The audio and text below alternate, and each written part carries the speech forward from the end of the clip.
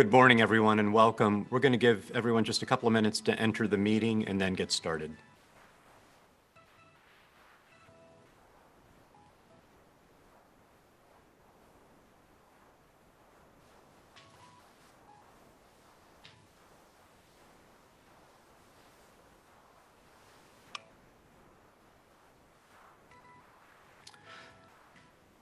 Well, good morning. On behalf of Mike Thompson, my co-director, and myself, as well as the entire coordinating center team, I'd like to welcome you to the MVC virtual semi-annual meeting. We hope that the next time we do this, it'll be in person, but we're happy to have you all join us and continue the success of the last couple of virtual meetings.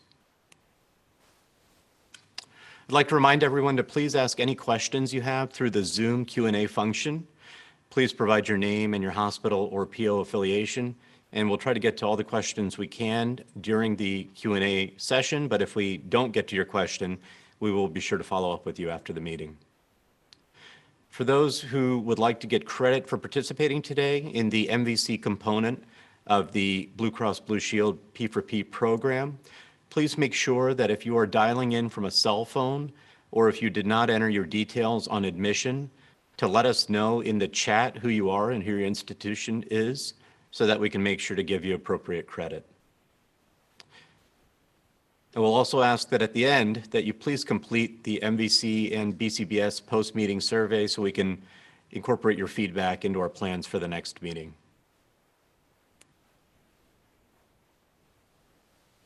I'd like to welcome all of the hospital and PO leaders and staff, especially our first-time attendees. I'd like to highlight our invited speakers for today. First, we will have Dr. James Grant from Blue Cross Blue Shield of Michigan. We will then have Dr. Rob Nolan and Mike Getty from Spectrum. We'll then have Kyle Enger from the Consortium of Independent Physician Association and Professional Medical Corporation.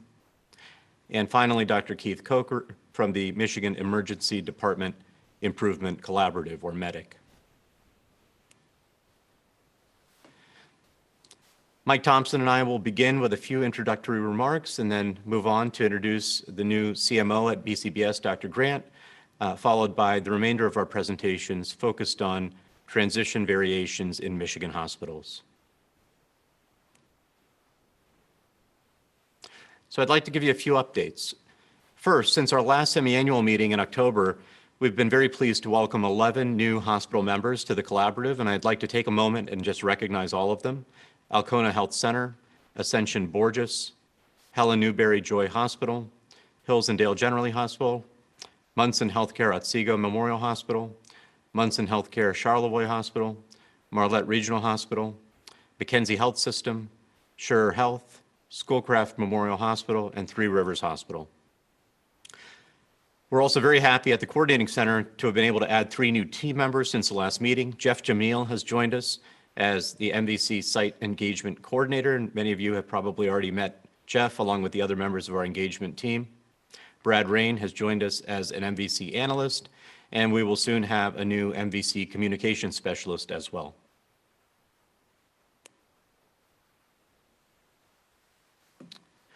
In addition to the increased collaborative membership that I just highlighted, there's been a few other great additions to the MVC portfolio over the last few months. First, there are new push reports that we have launched. So in addition to sharing refreshes of our regular suite of push reports, the Coordinating Center has launched 4 new reports this year focused on preoperative testing, social determinants of health, COVID-19, and Volume 1 of our new PO push reporting system. Second, with respect to the MVC component of the P4P program, that program for year 20 recently came to a close, and finalized scorecards were shared with all participants in early February, and we will be sharing the high-level results of this program year at today's meeting. Finally, with respect to the Qualified Entity Certification Program approval, for those who are not familiar with this process, for the last 2 years, the Coordinating Center has been working towards achieving CMS approval as a qualified entity. And what that would allow is for us to share patient-level data with hospital and PO leaders, removing or relaxing some of our existing data use agreement regulations. In late November, the Coordinating Center submitted Phase 2 of the application, which was then approved in early 2021. Phase 2 is a major development in the process of becoming QECP certified. It is the largest and most onerous of the 4 application phases and means that MVC should be fully QE certified by the end of 2021. The development that we're most excited about at the Coordinating Center is that we now have Medicaid data live on the registry. This has been a long time coming, and it's now available and will soon be available for you all to view in about another month or so.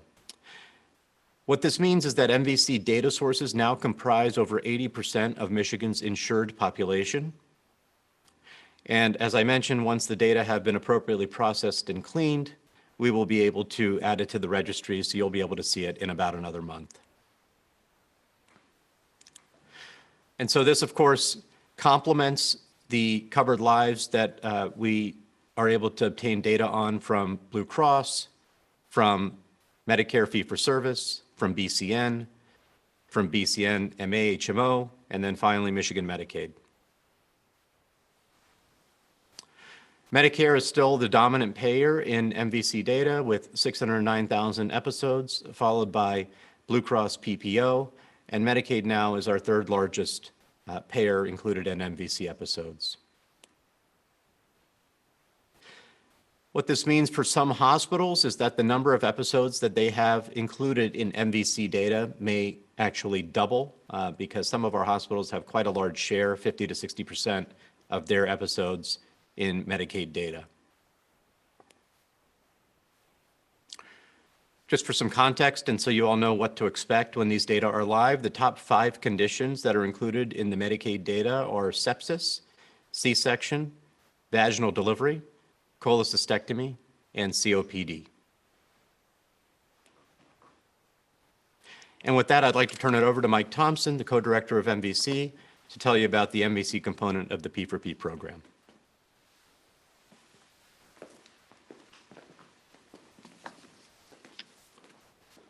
Good morning, everyone. Thank you for joining us today, and I'm really happy to provide some both updates on the most recent year of our P4P program, but also some of our updates and changes to the program moving forward. So to give a quick overview of program year 2020, the average number of points earned for a hospital was 5.5 points out of 10.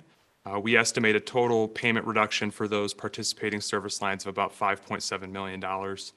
And the highest earning or highest performing service line in our suite of conditions was joint replacement.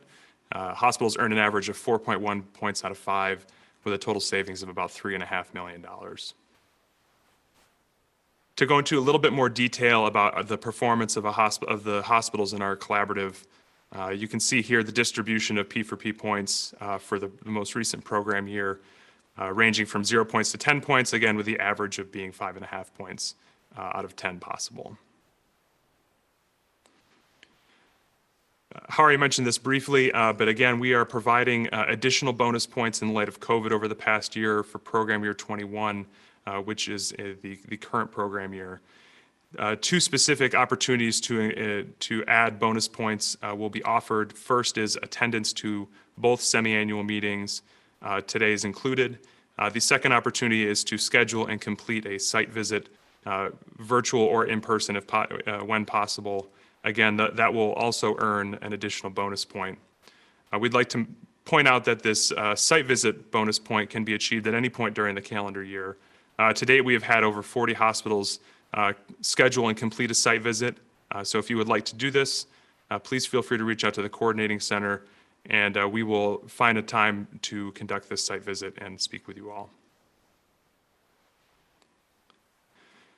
So looking forward to program years 2022 and 23, this is a brief timeline of the baseline and performance periods for each of those program years.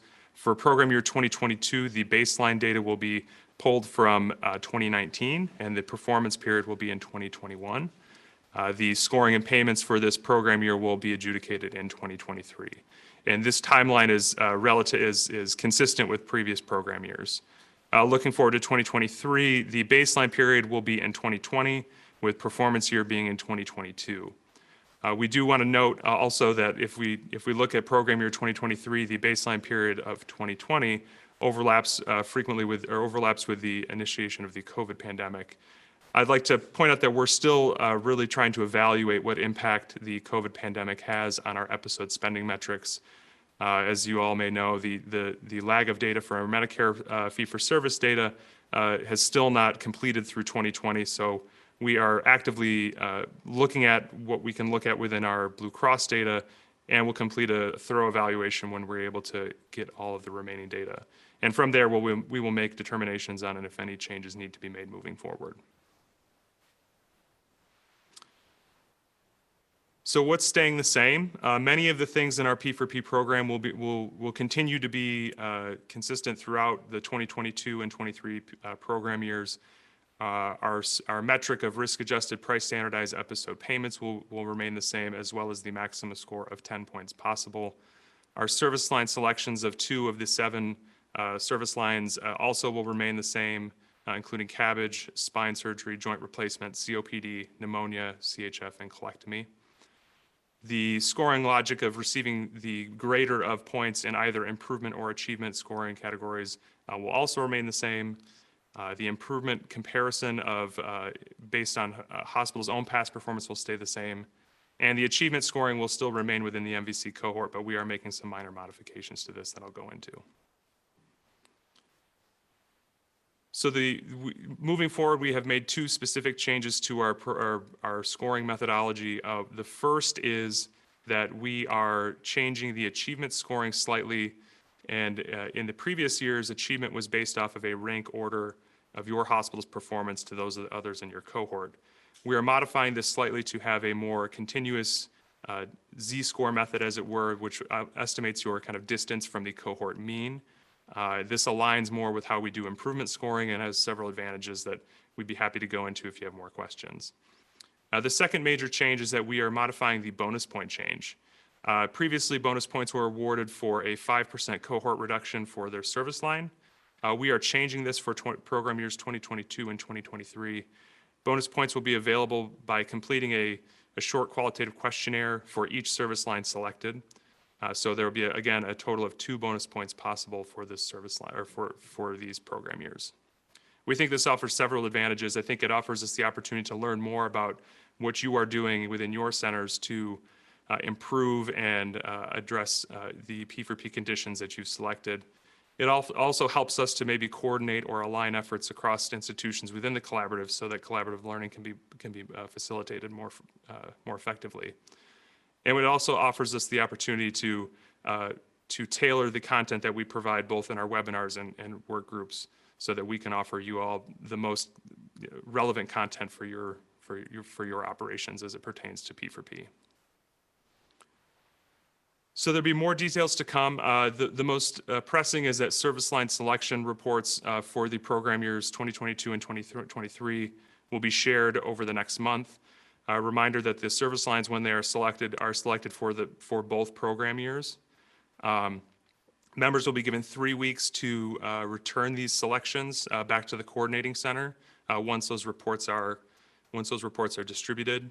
We have also created 2 dedicated P4P webinars that will be held to explain the process and help hospitals through the process of selecting their service lines for these program years.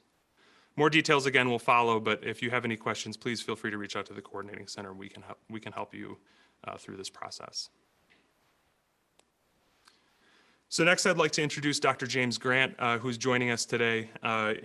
Dr. Grant is the Senior Vice President and Chief Medical Officer of Blue Cross Blue Shield of Michigan. Prior to his arrival, Dr. Grant was the Chair of Anesthesiology and Physician Executive of Perioperative Services at Cedars-Sinai Medical Center in Los Angeles. And before moving to California, he was also the professor and chair of the Department of Anesthesiology at the Oakland University William Beaumont School of Medicine and chair of Department of Anesthesiology at Beaumont Health Royal Oak. We're pleased to welcome Dr. Grant here this morning. We look forward to hearing his vision for the CQIs moving forward and look forward to his engagement with MVC in his new role. Thank you, Dr. Grant, for joining us today. Thank you. And thank you very much. Thank you everyone for being here, and thank you very much for a very kind introduction, a very warm welcome.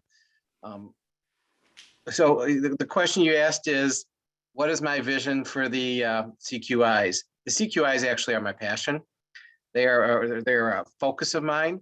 I truly believe they are our crown jewel throughout the country. You know, having been in California the past couple of years, I will tell you, when anyone talks about Blue Cross Blue Shield of Michigan, they talk about the CQIs. And I really truly do believe that the CQIs have improved quality for healthcare in Michigan. The MVC, pulls so much of this data together that's not specialty specific. I can't. I just talking about the CQIs it's my favorite thing to do. It's really at the end of the day, whether you're a provider, whether you're a payer. I mean, a lot of people have heard me use the expression, and I truly believe it, that Blue Cross Blue Shield strives to be more than a healthcare payer. We're really a healthcare partner. And I think our healthcare partnership is really the foundation of our partnership is really all the work that's done in the CQIs. The MVC brings everyone together.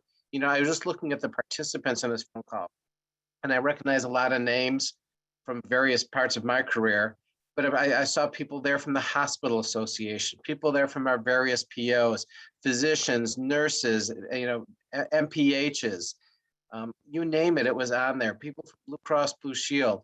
It brought everyone together for a common mission, and common mission is to take better care of people. And that's what it's all about. I'm excited. Anyone who knows me knows I'm accessible. Never hesitate to reach out. I'm just yearning for the day that I can actually meet with everyone in the room together. We'll break bread together, and we'll move together just to build a better place to practice medicine and build a better place to deliver great healthcare. So thanks for including me, everyone. Like I said, reach out, please. You'll hear from me quickly.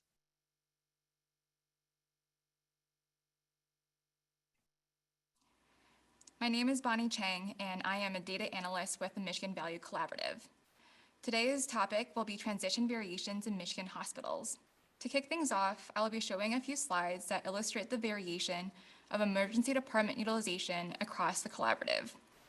The focus will be on the medical service line, which includes conditions such as AMI, pneumonia, stroke, AFib, CHF, COPD, and sepsis. The analysis looked at 30-day episodes from index admissions of 2017 through 2019, and the hospitals included in this analysis must have 140 medical service line episodes each year. Taking a look at the collaborative-wide risk-adjusted total episode spending, we saw an average of about $21,300. When looking at post-discharge payments and readmissions combined, we saw that made up about 28% of the total episode spending. When we focus in on post-discharge spending, we can see that while a large portion comprises of skilled nursing facility utilization, there's about $300 that's attributed to emergency department utilization. However, this is just an average across all episodes. When we look further into the average emergency department payment, when present, we see an average about $2,000. There's also quite a bit of variation across the collaborative. We see our lowest spenders at about $1,300, ranging up to over half of that at about $2,700. This is looking at the emergency department payment when the patients are returning home. Similarly, with emergency department utilization, we see that there's quite a bit of variation here as well. This is looking at emergency department visits that result in either the patient returning home or in those that result in a readmission. We see that the variation goes from 18% to about 28%, with the average being 22%. When we look at the utilization among emergency department visits that result in the patient returning home, we see that it's about 15%. Among those patients, 99% of them had just one visit, with only 1% having multiple visits during that 30-day post-discharge period, ranging up to 4 visits. We can see that there's also quite a bit of variation when looking at the number of days until the first emergency department visit. Among all of these visits, about half of them occurred within the first 2 weeks after discharge, with over 6% of them happening the same day of discharge. To better understand this, we took a look at the reasons for these emergency department visits. These are the top reasons. So looking at chronic conditions such as COPD and CHF, we can see that the reasons are closely associated with the chronic conditions themselves. For COPD, 18.5% of these visits are attributed to acute exacerbations, and for CHF, 5.2% of these visits are associated with hypertensive heart disease with heart failure. We can try to understand why this may be happening by asking a few questions. We can consider if these patients are receiving the proper care and treatment after discharge, or if they are able to follow up with their primary care providers after they leave the hospital. When looking at the pneumonia patients, we see that 6.6% of these visits are due to pneumonia. Again, we can ask similar questions. Are these patients being discharged too soon? Or are they having trouble adhering to their post-discharge instructions? Lastly, we can see that emergency department visits have a close relationship with readmissions. As we saw earlier, we saw earlier that readmissions make up about 13% of the total episode spending. As many of our members are interested in reducing their readmission rates, maybe we should consider emergency department utilization as a missing piece of the puzzle. With that, I am excited to introduce Dr. Rob Nolan and Mike Getty. Dr. Rob Nolan is the Medical Director of Quality, Director of Emergency Medicine, and Chief Medical Information Officer at Spectrum Health Lakeland. He has worked with multiple quality and value consortiums, both within Lakeland and state and national organizations. He has been with Spectrum Health Lakeland and Envision Health Services for over 10 years. Mike Getty works closely with Dr. Rob Nolan and is currently the Senior Director of Integrated Analytics and Regulatory Compliance at Spectrum Health Lakeland, where he has worked for the last 9 years. He has been very involved with MVC over the years and has been on the advisory council for the last 4 years. He has also recently served as co-chair for the Measures Development Committee for Affirmant, the state's largest ACO, and the nation's most successful ACO on the legacy track. Welcome, Dr. Nolan, Mike Getty. Hi, everybody. Thanks for coming and also for the warm up. Really appreciate that. Just double checking that Dr. Nolan, you're able to hear as well. I am all set, my friend, and you're Fantastic. ready to go. All right, so going to move forward. Fantastic. So we are really presenting today to give some analysis and some illustrations of partnership with the MVC, both of which I think are pretty important. It centers around COPD and the intersection of care at the emergency department and some of the things that we're concentrating on. So this is how we look compared to the MVC cohort for 30-day COPD episode spending. You can see the larger categories that all of you are, I'm sure, very familiar with. One of the areas that we have some gains in there are some professional fees, but really want to concentrate on the readmission track right there, as well as the index charges. So this is our 30-day post-acute care spending. We are pretty high compared to everyone else, but if you go back, our overall costs are lower. So we are spending more money in a post-acute environment, but we have long thought and theorized that spending this money up front was a good spend and would overall bend that cost curve down. You can see that where we, that orange band, the emergency department spending is a little over $500, whereas the cohort averages are $300. So we have much higher ED utilization for our COPD patients after discharge than most. And then also outpatient services is quite a bit higher at about a little over 600 compared to 471 over on the side. So why are we higher in post-acute care but able to still bend that cost curve down? The real driver of that is preventing admissions out of the emergency department.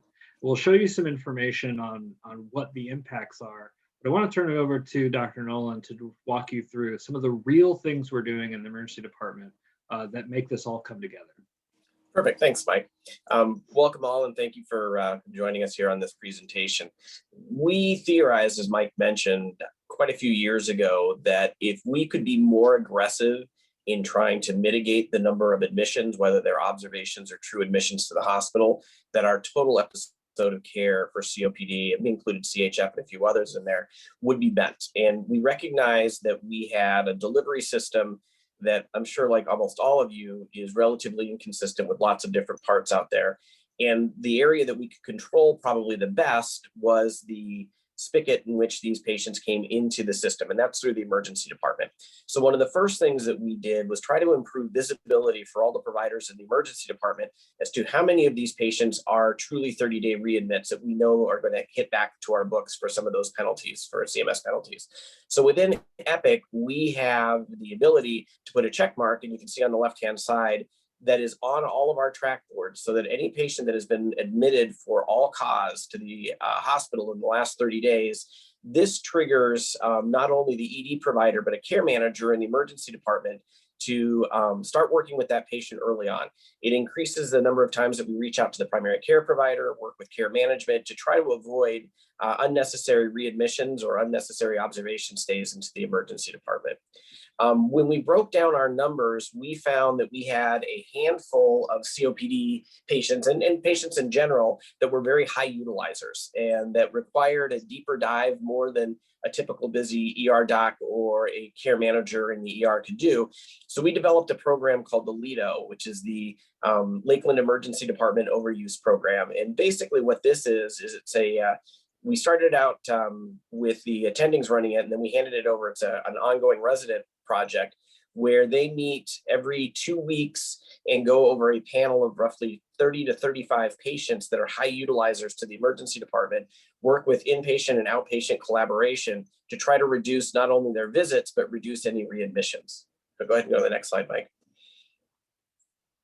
And this is just kind of an example of a LEADO node. And what it does is it gets everybody on the same page to try to avoid admissions. And we've had some very significant success in taking a lot of these patients that were frequent, not only ED utilizers, but also frequent admissions to the hospital, and setting up these care plans and delivering them and getting them tied back into the community services really reduced our readmissions on some of these. And there was about 3 or 4 very high utilizers in the COPD field that this was very beneficial for. Next slide. Any of these patients that the ED doc sees, whether it's the index of coming in for COPD or it's a potential readmission or somebody that you've seen is not getting the care that you feel might be appropriate in the outpatient world, we're able to place an order that automatically populates our care manager's list. And that will initiate a process where they'll dig deeply into their chart even after the patient has been discharged, and then contact a primary care provider, or if not, find a primary care provider. A lot of these folks either have inconsistent outpatient care or just have problems in terms of transportation, and our care managers help get them to the right spot so that we're able to leverage outpatient care and a little ED care a little bit more heavily on the front end, but decrease the amount of work that's typically done traditionally inside the hospital. With that, I'll hand it over to you, Mike. And so what are the impacts of that? So this is where our 30-day COPD ED rates and readmission rates come into play. So we're right there in median. And as I go through these slides, the graphs that you see are from the MVC analytics team and data team. These are things that we get as reports, just hospital-specific reports. And I'm not sure that everyone realizes you can reach back out and say, hey, can I go a layer down on this? And can you help me aggregate this just to see where we land in a particular area? And so the data that you see from here on out is really a great collaboration with their data team and our operational folks.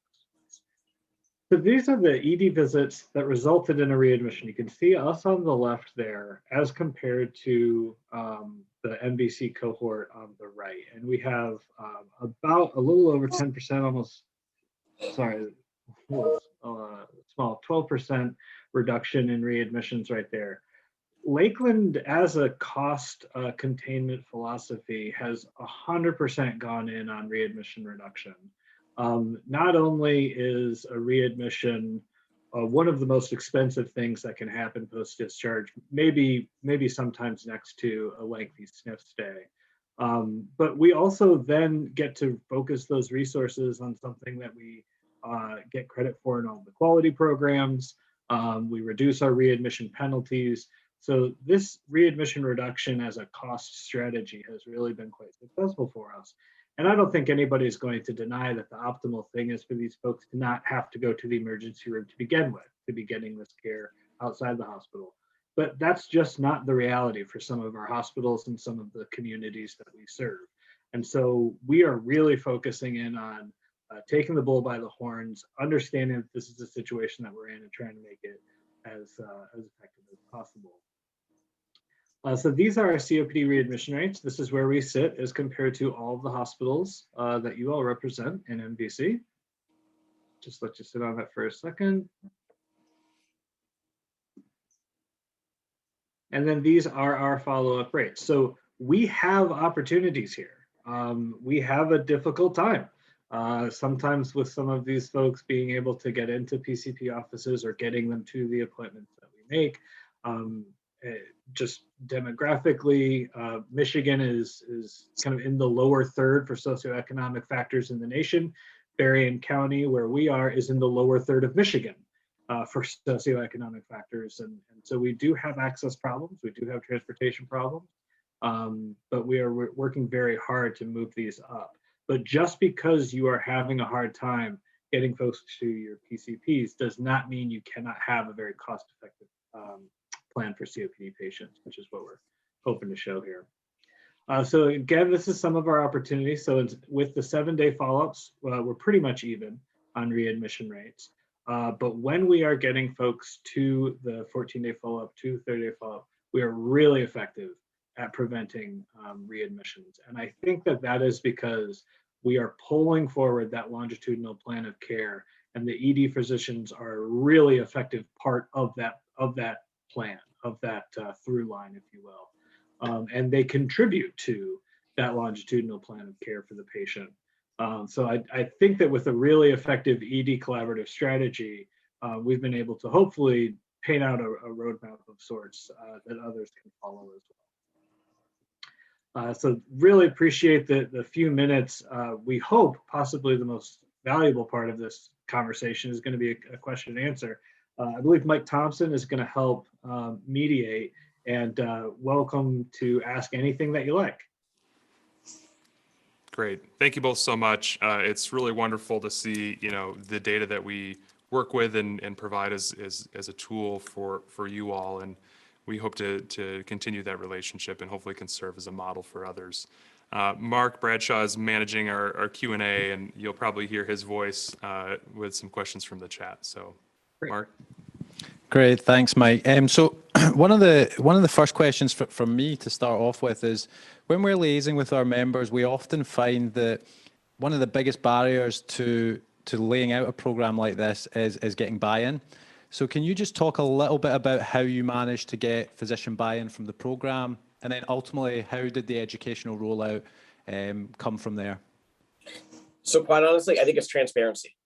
What we did when we sat down with this is I met with our entire group and mapped out all the different value-based purchasing programs and all the different programs that have readmissions as part of it. And as everyone on this call is very familiar with, it is extensive.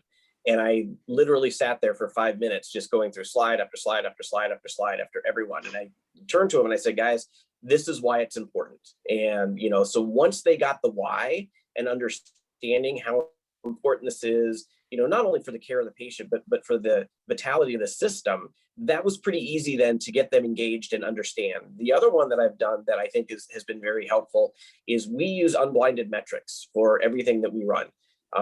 Many of you are probably involved as well in the MEDIC program. Keith's going to be talking later on, and he's been heading that up. The information that we've been getting out of that consortium is fabulous, and we share that with all of our providers unblinded. And there's nothing like a little bit of competition to get the blood roiling among providers, and they got very excited about some of that stuff. And so when we go through quarterly and we talk about our KPI dashboards and how are we doing in terms of reducing readmission rates, it's something that everybody kind of has at the forefront. And so, what started out as kind of a push from me, then turned into them, calling me up and saying, hey, I got an idea that we can do to help some of these reductions and readmissions. And it just kind of steamrolls itself. It's kind of a cultural change. Yeah, I couldn't agree more. And just a postscript to that, if you are approaching a group of physicians and the keystone of your cost reduction program is actually a quality metric, you've gotten over a whole heap of barriers right then and there, because you're tapping into why they're there to begin with, and that is something that I would absolutely recommend moving forward. Great. And just to tag on from that, we have a couple more probably operational questions coming through the chat. And one of them is, you know, what kind of investments did this initiative require? And then related to that, what steps did you have to go through to ultimately make the business case to leadership to justify any expense that was involved? As in like maybe an extra module or EHR cost or something of that nature, maybe? May well be, yeah. Was there any upfront costs involved or any discussions? Yeah, of there business really cases? wasn't. The Yeah. EHR build was, I mean, the advantage is we kind of have our fingers into the IS group pretty tightly. So we just built most of these things. So the first slide in terms of what we did for the readmissions, those were fairly easy, several hours worth of build in our EHR to get that information going through.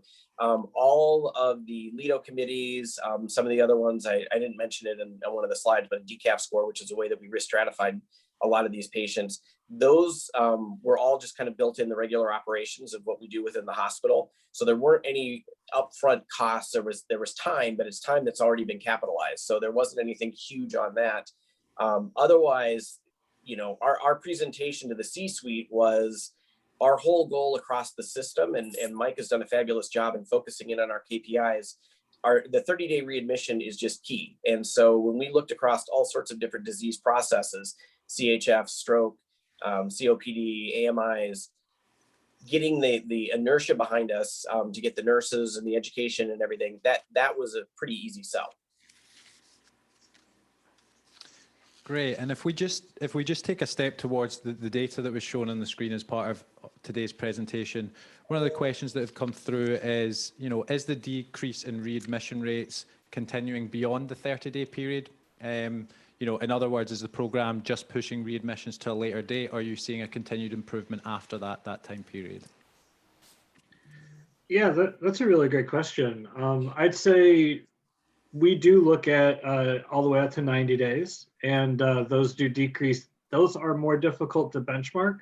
The only really great 90-day benchmarking that I'm aware of is the hip and knee complication measure with CMS, which is actually really a readmission measure, right? Like it's readmission with that infection code on there. And we are phenomenal in that program. Top quartile last time I checked, popping up to top decile every once in a while. So I think that, you know, as Rob is saying, when you approach and embrace readmissions reduction as a cost reduction strategy, you don't stop at one diagnosis or one specific patient cohort. It kind of starts to bleed over into many things. So that would be the most official benchmarkable thing that I would point to. But internally, we see good results, declining across the board. Good question. Excellent. And I'd add, hopefully that is something that we've been thinking about. We are starting to develop care paths and transition of care to address exactly that issue. You know, as that one slide showed, we have a fairly significant challenge in outpatient follow-up. About half of the primary care providers are directly tied into the Spectrum Health Lakeland system. The other half are either independent or federally backed agencies. So, you know, tying EHR and getting that data is a little bit more of a challenge. And our next step is to try to see if we can get clearer data numbers and make that more consistent within the county in terms of how we do those handoffs. Great. Thank you, guys. I think we maybe have time for one more question, and then we can move on here. So. Definitely. There's a little bit of interest in just knowing what the next step of this initiative is. It looks like it's been successful to date, but are there further plans to introduce extra elements to encourage patients to attend their follow-up visits? Are there other areas that you're exploring and thinking about moving forward? Yeah, that's part of the transition of care. We actually have two specific care pathways that we're developing. One has already been completed, and that's the ED portion into the hospital portion. And that's to standardize all the care through, get the proper pulmonary function test when they get discharged and things along that line. The other one that's maturing right now is the transition pathway and the handoff pathway. And that's trying to get these folks tied into care in the outpatient realm. And then from their discharge of either the hospital or the emergency department, set up any of the other ancillary support that they might need. So one of the deep dives that we did is that we found that some of the primary care docs were just a little bit overwhelmed in terms of re-inheriting these patients back and trying to stabilize them. So allowing them easy access, or quite frankly, getting these patients some of the ancillary procedures that they might need to help support them from coming back to the emergency department and back to the hospital. That's the next step that we're working on. Great. Well, thank you again both so much for presenting today. And on behalf of the Coordinating Center and the Collaborative, we continue to be very excited with your partnership with you both. And I'm sure there are probably more questions in the chat, and we'd be happy to collect those and forward those along and connect you with any remaining questions. And again, thank you so much for your time today. Thanks a lot, everybody. Great. So next, I would like to welcome Dr. Kyle Anger to present on how the Consortium of Independent Physician Association and Professional Medical Corporation are supporting primary care physicians in appropriate emergency care. Dr. Anger is a senior analytics consultant at Medical Advantage TDC Group, and since 2017, he has assisted physician organizations in analyzing and reporting on healthcare data to provide high quality and efficient care. He previously worked at Blue Cross Blue Shield of Michigan, where he developed specialty care metrics and prioritized Medicare Advantage patients for care management. Thank you for joining us today, Dr. Anger, and we look forward to your talk.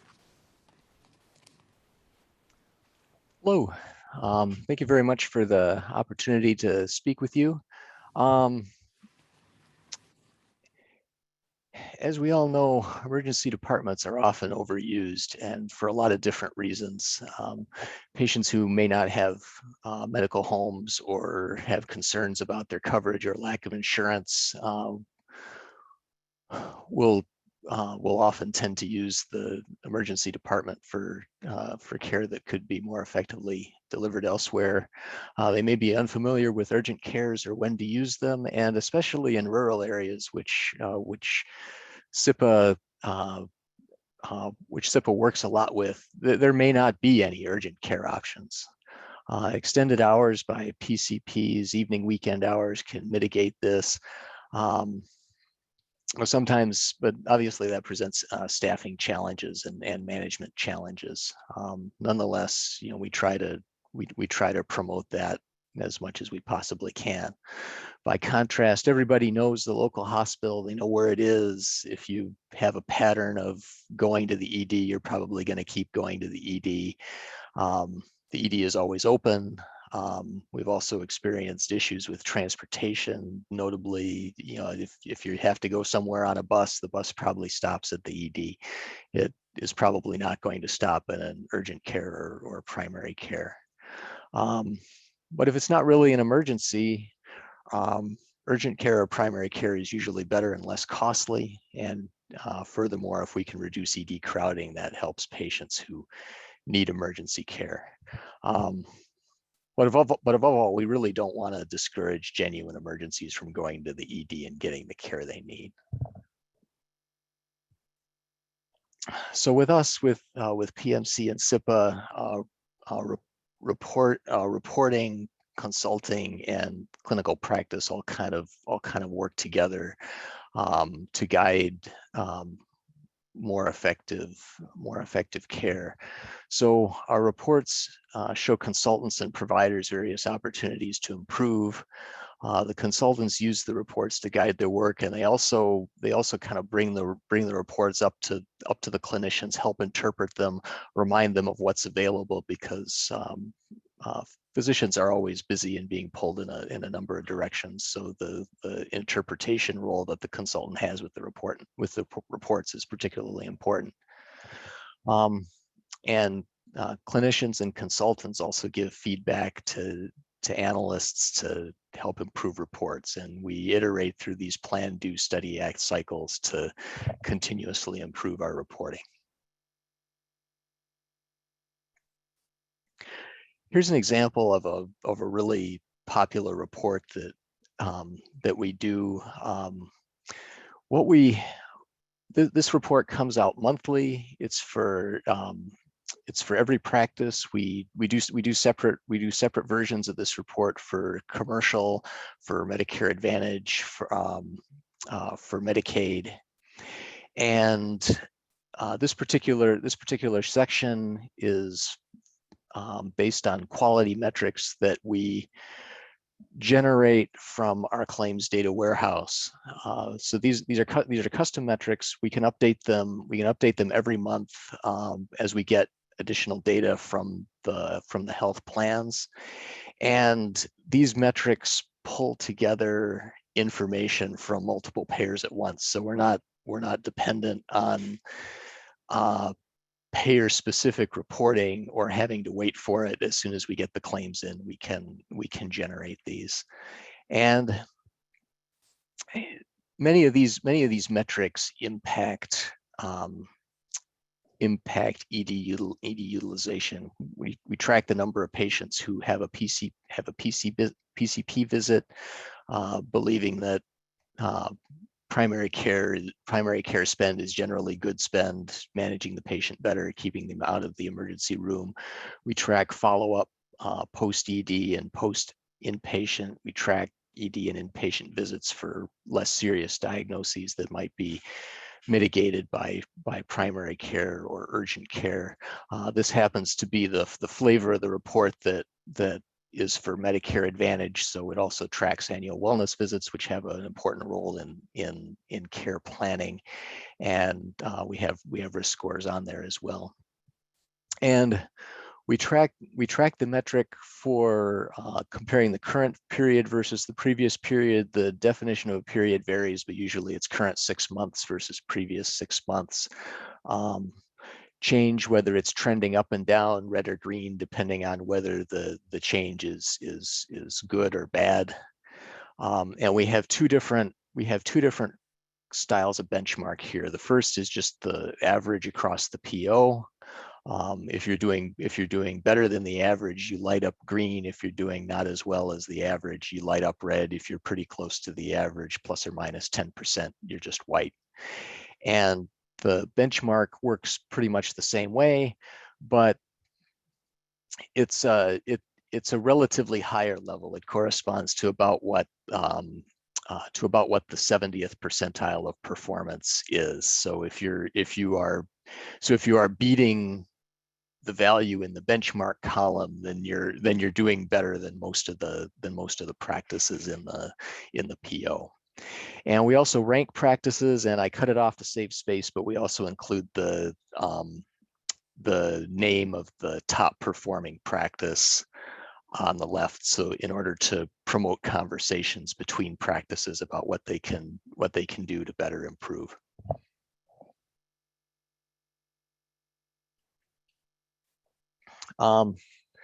So consultants review these report cards with providers, and physician leadership in the PO also monitors the metrics and offers assistance to practices who maybe have a greater opportunity to improve on certain metrics. We recognize providers. These are a couple of our ACO providers who have done particularly well on the ED and inpatient follow-up metric. And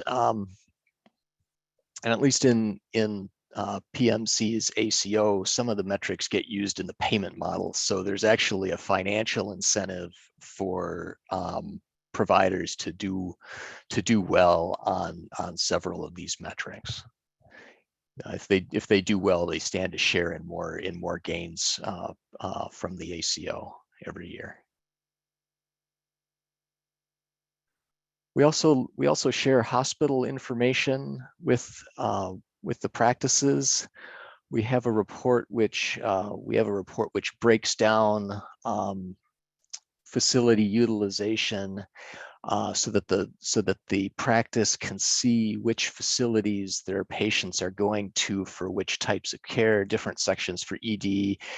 ED followed by an inpatient admit and direct to inpatient admits. And there are also sections in this same report which cover home health and SNF care.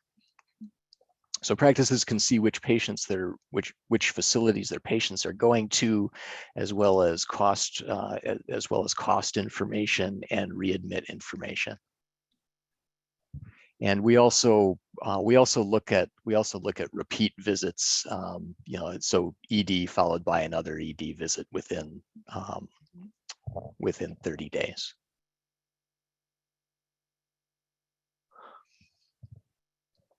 We also look at ADT messages in order to facilitate care coordination and follow up after discharge.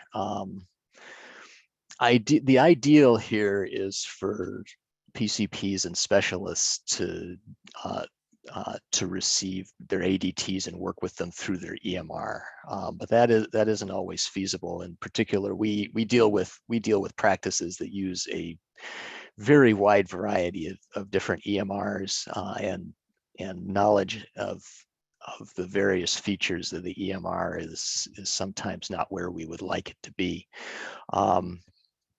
So our secondary solution for this is to make ADTs that come in through MyHIN available through the CareSpective web portal. This is updated daily. Nurses and care managers tend to use them more than physicians. It's a good option if ADTs aren't coming through your EMR.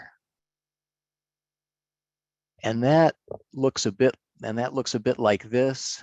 On the web portal, we have it's one line per patient, but you can click a mark here to drill into the different ED notifications for a particular patient and get a bit more detail about, to see if we just have an admit so far or if a discharge had happened and when those particular events happened.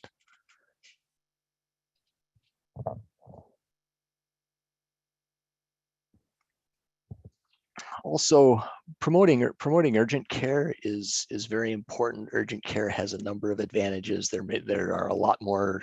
If you're in a area that actually has urgent cares, which, as I was talking about before, is not necessarily the case in rural areas, there are probably multiple places you can go. You should have shorter wait times than the ED, and it'll usually cost less.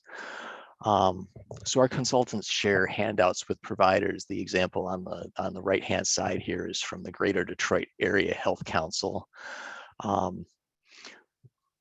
Practices and sometimes consultants and care managers do calls and letters to patients after ED or inpatient discharge, make sure they're doing okay, make sure their medications are right, make sure that they're following their discharge instructions.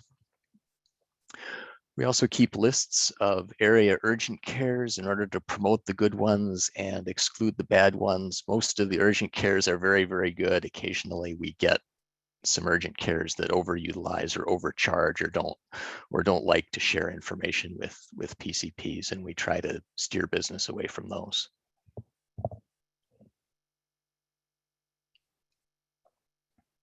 And so relationships between physicians and consultants and urgent cares are really important. Our consultants, they kind of have a liaison role between urgent cares and other providers, because they hear comments from providers about urgent cares, and then they can reach out to the urgent cares to help address those and help urgent cares and other specialties work together more effectively.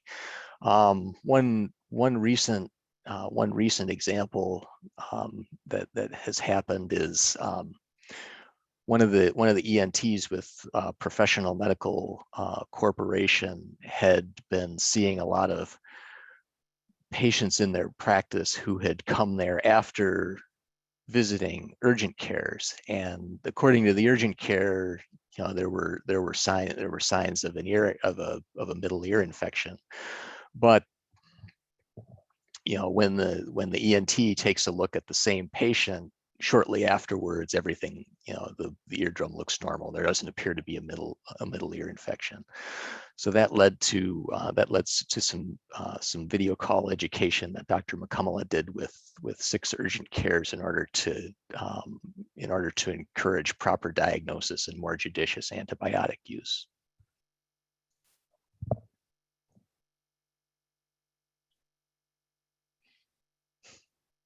that's what I have for you today, and I would be more than happy to take any questions that you may have. Great. Thank you, Dr. Enger, for your presentation. Mark, do we have any questions from the Q&A? Yeah, just a couple coming through. So thanks again, Dr. Enger, for walking us through that. The first question is, you made a mention of good urgent care facilities and promoting those to patients. Is there general information, scripting, messaging around that when patients are inquiring about those that are deemed bad and why they should not be utilised? How is that communication dealt with? It's more that we just want to talk up the ones that we think are good, which really is most of them. Yeah, in the rare case where we have an urgent care that we really don't want to send patients to, we just don't bring them up. We don't include them on the list. You know, they don't go into the materials that we share with patients. Makes sense. And it's something we found internally as well, when you mention and reporting on urgent care being difficult and not clearly defined in healthcare claims. Have you got any insight as to how that's been approached by other physicians or yourself internally in working with PMC and SEPA? In terms of how to better report on urgent care itself. Yeah, and how best to measure.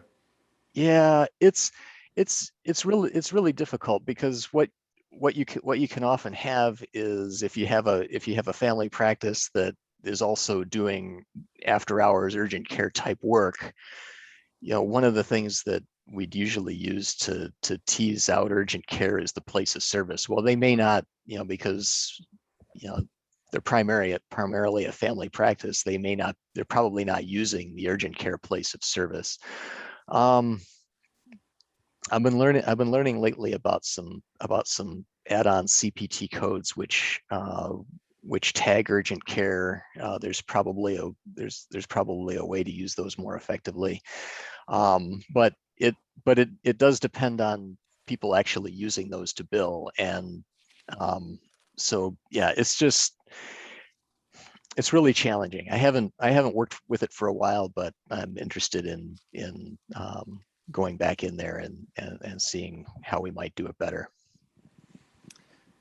And one last question that's just come through is what's the biggest opportunity for improvement in communication and care transitions between urgent cases and PCPs?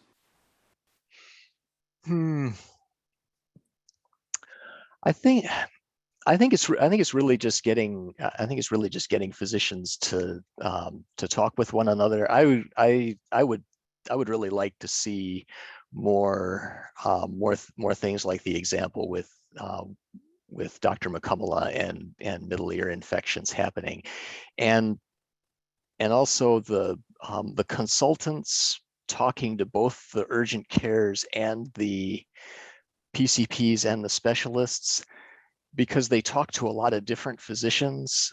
They can kind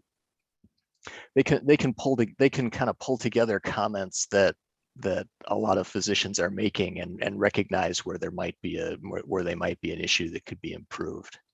So I think they have a really important role in facilitating that communication between urgent care physicians and other physicians.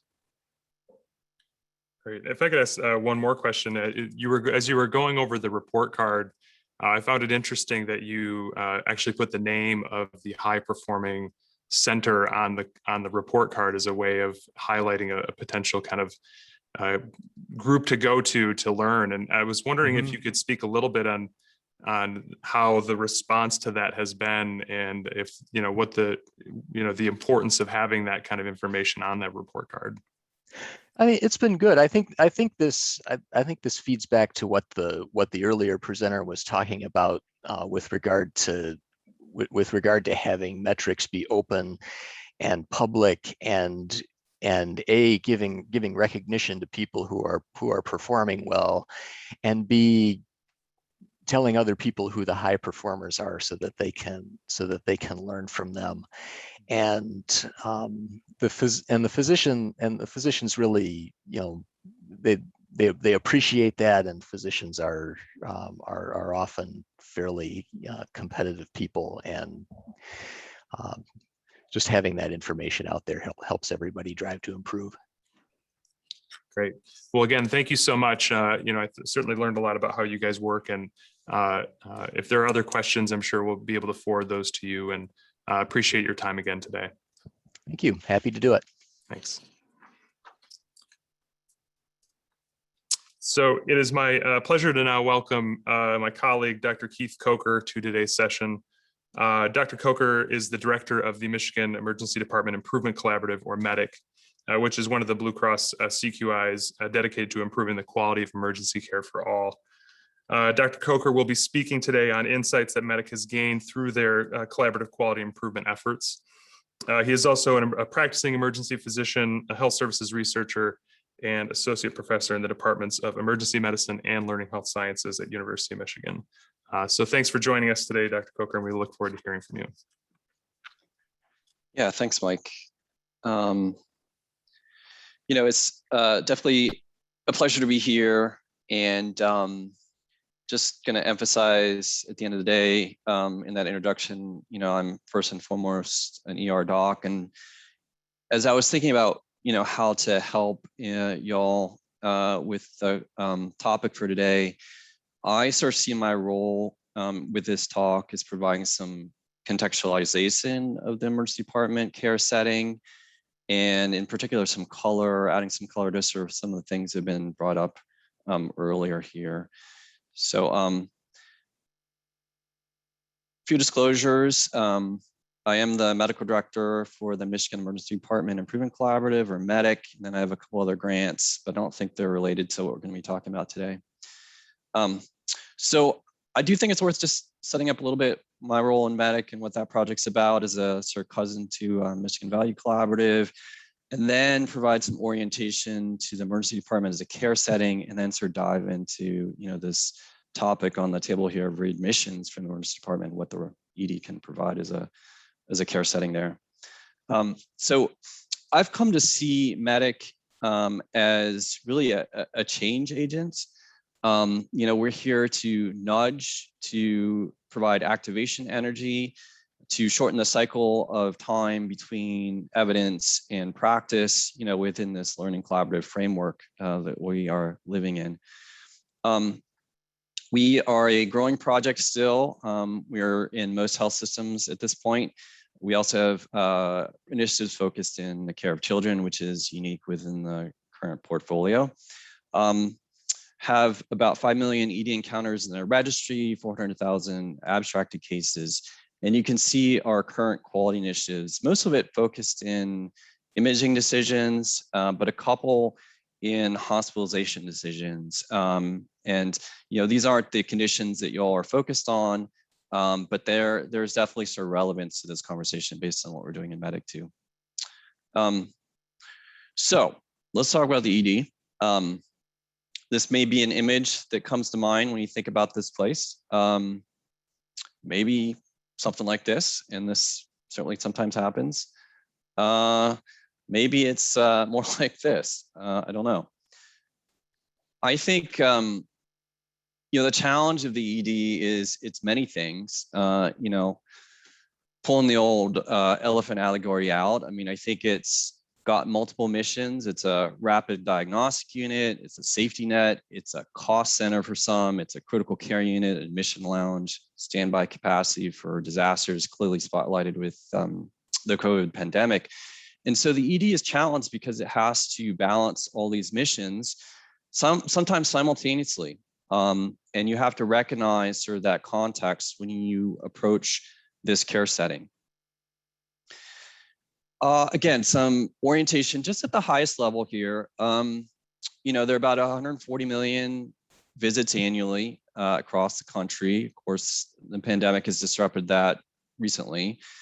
There's definitely some spend. I personally think there is value for that spend, but it's clearly there.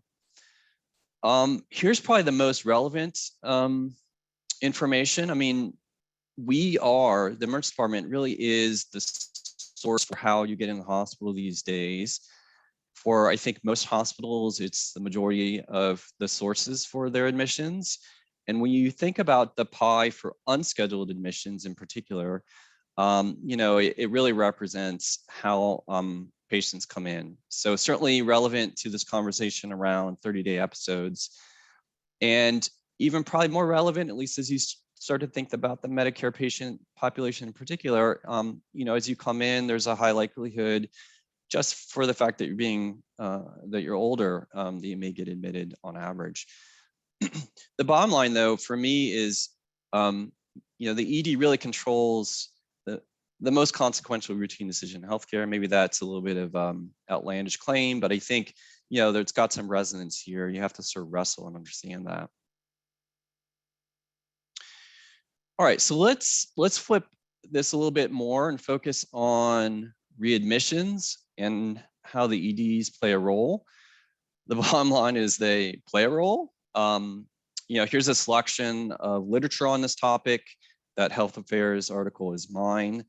This is looking at various lenses of the problem, conditions, medical conditions, surgical conditions, regions, variation at the facility level, variation at the physician level, within Medicare populations, generally speaking populations. The bottom line is EDs have a role to play. I'm going to spotlight this particular analysis because I think it has some relevance in particular. This just came out 2 years ago. This is looking at Medicare within the context of the hospital readmissions program, or HARP program. And within this analysis, you can see that readmissions have been coming down, but treat and release ED visits have actually been going up simultaneously. Again, spotlighting the fact that EDs have a role to play here. So let's kind of begin to scope out this problem, and have at least serve the sort of common, I think, building blocks for being to think about solutions. First of all, I think it's really important that you recognize the ED does not select the patients it cares for. We don't control the front door. There is then a selection bias as to who's coming in. And it has implications about what is truly avoidable or not when it comes to a hospitalization or readmission. Clearly, readmission practices vary. I didn't spotlight that in specific with the literature that I showed before, but it's what's been described, and you saw it in the MVC data as well. Hospitalization decisions are complex. Even without the additional challenge from a recent hospital stay. As emergency physicians, emergency providers think about this decision, they're integrating not just the clinical aspects of that care, but factoring in the social context of that patient, the ability to navigate next steps if they were discharged with an outpatient care plan. And you have to realize the complexity here that you're walking into. Certainly, some readmissions are simply unavoidable. And you have to go into this work recognizing that you're not going to drive that down to zero. But there clearly is an opportunity. And it was spotlighted in the presentation from Spectrum Health with Rob and Mike's presentation. So let me set up what I think are some of the ways to think about building out an intervention plan and a process change. So quote from Albert Einstein, if you had an hour to save the world, I'd spend 55 minutes defining the problem, 5 minutes with the solution. Here's one from Edwards Deming. He's a engineer. A lot of people think he is responsible for this plan, do, study, act framing of process improvement, mostly being applied to industry, but ultimately, I think more recently to healthcare settings. If you can't describe what you're doing as a process, you don't know what you're doing. And this is me. I don't know if I've actually said this before, but I'm saying it now. If you leaping the intervention is, I think, frequently why quality fails to improve. All right. So let's think about quality improvements. You know, solutions are really local, and you got to approach this with the standard things that you would any other process. You really have to go to the place the work is done. So the emergency department, you got to solicit the right stakeholders and make sure that they have ownership of this problem and ask their questions in sort of humble and curious ways. And then you got to design with the end in mind. You know, what's your problem? What's your scope? Which conditions are you going to focus on? What populations maybe you focus on? How are you going to find the measures that are successful? And then you invest. So I'm going to wrap up with what I think are some key considerations, sort of major fundamentals of how you think about breaking down this problem. You got to think about the ED discharge as a transition of care. It's a transition of care, just like a hospital discharge in many respects. Think about how you resource that hospital discharge and how you're resourcing the ED discharge. I think particularly with the added complexity of a patient coming off a hospitalization, you know, that transition of care can be tricky. You can't expect to rely on the providers to drive this process only. You have to complement their work. I think you heard examples of this with care management, probably social work support.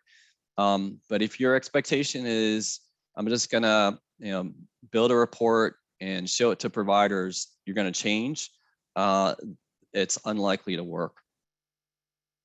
It's gotta function, ideally, 24/7, 365. There's nothing more frustrating to an emergency physician, emergency provider than something that only works, you know, certain days of the week or certain hours of the day. And so the more that you can get round the clock kinds of support, the more likely you're going to get the traction that you want. And also, you got to address the fundamental needs of both the provider and the patients and families. They got to feel like there is safety in the decision to discharge, that the baton is being passed in a way that will be picked up on the other end of that discharge. And if you're not addressing like those fundamental concerns, again, you're not going to get the kind of traction that you need. So bit of a whirlwind. I'd love to hear any sort of questions or comments, respond to those. Certainly, I got a lot of contact information here about both the MEDIC project, and certainly you can reach out to me as well. But hopefully that'll provide some of the context you guys need as you move forward. Great. Thank you so much. I certainly am, you know, pleased that MVC and MEDIC has had a kind of ongoing collaboration. Look forward to many more ways for us to collaborate, especially around this topic. Mark, do we have specific questions? Yeah, the first question that's come in, Dr. Coker, is probably a pretty timely one, given that we're all living through the current pandemic. There's a question as to what scope there is for continued use of telehealth initiatives to help relieve ED utilization. I don't know if you've seen any changes over the last year or any insight you can offer on that.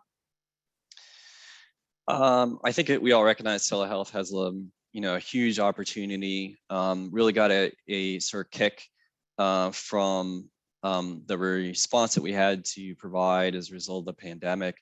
There are a ton of use cases for telehealth, generally speaking, in the space of unscheduled acute care.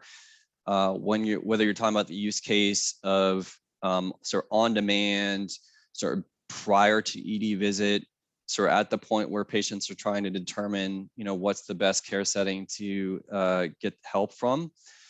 There are use cases of patients in emergency departments as well, to decompress waiting rooms, for example, to provide consultative referral kinds of services for outlying centers, for example. So there's like a ton of experimentation that's going on and a ton of opportunities. We can get into specifics if you want, but that's sort of my perspective on it. That's really helpful. And I suppose if we just take it a step back, looking at the next question that's come up in the Q&A, I know we talked about that some readmissions are completely unavoidable, but stepping away from that, what would you believe is the biggest reason that patients often use the ED rather than urgent care or seeing their PCP? It's an important question. I've come to believe that I think it's unfair to patients to describe their ED use as inappropriate. I think they are being human when they choose to get care. And I think what you need to fundamentally respond to is that need. If they think they have a problem, let's build a system that allows them to get the care that they need to address that problem. I have no problem that being a lower cost center, primary care, urgent care, sure. But let's help the patients navigate the system in a way that allows them to arrive at that lower cost center potentially, and get the care that they need.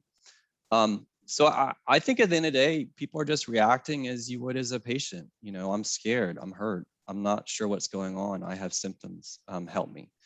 And we need to sort of meet them where they are on that.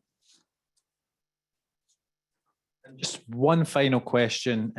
You had a nice bullet on one of your slides about approaching the Gemba. How do you recommend hospital leaders approach that?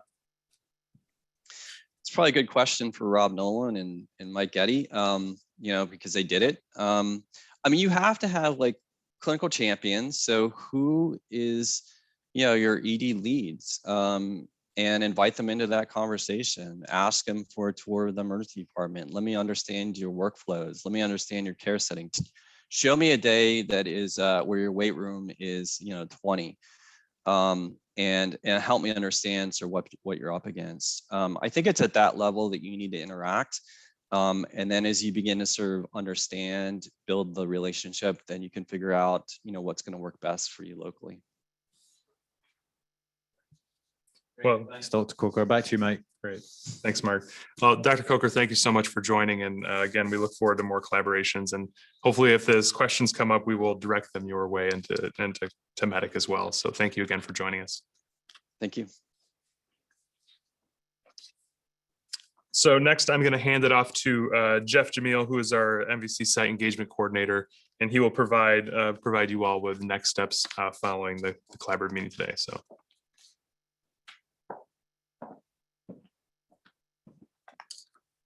Thanks, Mike. Good morning, everyone. We'd like to thank you all for joining us today. We'd like to extend a special thank you to Dr. James Grant from Blue Cross Blue Shield of Michigan, Dr. Rob Nolan and Mike Getty from Spectrum Health Lakeland, St. Joseph Niles, and their discussion on reducing the cost of ED utilization and readmission rates. We'd also like to thank Dr. Kyle Enger from SIPA and Professional Medical Corporation, where we learned how SIPA and PMC support physicians in promoting appropriate emergency care. And finally, we'd like to thank Dr. Keith Coker from Medic and his highlights on readmissions on the ED and key considerations to interventions. Please note the following upcoming MVC events. Just to highlight a few, our next CHF group is May 13th. Our guest speaker will be Dr. Matthew Konerman, where he'll speak to the new Chelsea Hospital Inpatient Heart Failure Program, which was implemented in September. He'll also speak to the post-discharge bridges and transitions program at Michigan Medicine. Our next Region 3 Coffee Chat Collaborate will be on May 17th. And please look out for our next semi-annual invite, which will be October 29th.